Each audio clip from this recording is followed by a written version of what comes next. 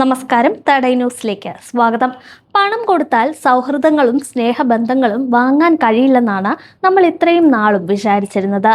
എന്നാൽ ഇതിനൊരു മാറ്റവുമായി എത്തിയിരിക്കുകയാണ് കമ്പാനിയൻഷിപ്പ് സർവീസസ്. മാത്രമല്ല, ഈ ബിസിനസ് മറ്റെങ്ങുമല്ല, ഇന്ത്യയിൽ തന്നെയാണ്. ഏകാന്തതയും തിരക്കേറിയ ജീവിതശൈലിയും വർദ്ധിച്ചു വരുന്ന ഈ പുതിയ കാലത്ത് കമ്പാനിയൻഷിപ്പ് സർവീസസ് അല്ലെങ്കിൽ പണം നൽകി സുഹൃത്തിനെ വാടകയ്ക്കെടുക്കുന്ന രീതി ഇന്ത്യയിൽ വൻ പ്രചാരം നേടുകയാണ്. സിനിമയ്ക്ക് പോകാൻ കൂടെ ആരെങ്കിലും വേണോ?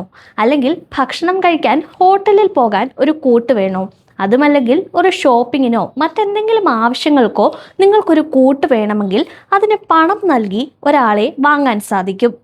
നിശ്ചിത തുക ഫീസായി നൽകിയാൽ ഒരു സുഹൃത്തിനെ മണിക്കൂർ നേരത്തെ അടിസ്ഥാനത്തിൽ വാടകയ്ക്ക് നൽകുന്നതാണ് ഈ രീതി.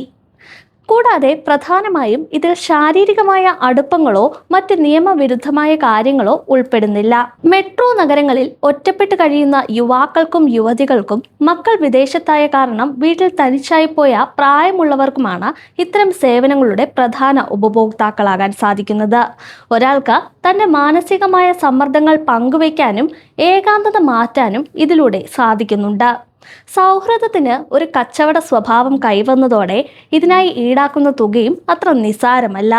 ചില പ്രീമിയം സർവീസുകൾക്ക് മണിക്കൂറിന് 1000 രൂപയ്ക്ക് മുകളിൽ വരെ ഫീസ് നൽകേണ്ടി വരാറുണ്ട്.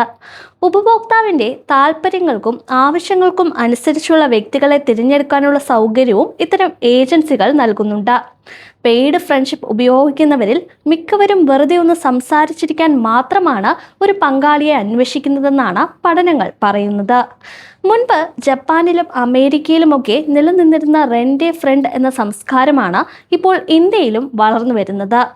കൂടാതെ അപരിചിതരായ വ്യക്തികളെ കൂട്ടിന് വിളിക്കുമ്പോൾ ഉണ്ടാകുന്ന സുരക്ഷാ പ്രശ്നങ്ങളും കണക്കിലെടുത്താണ് ഇത്തരം പ്ലാറ്റ്ഫോമുകൾ ഏജൻസികൾ കർശനമായ പരിശോധനകളിലൂടെ നടപടികൾ പൂർത്തിയാക്കുന്നത്.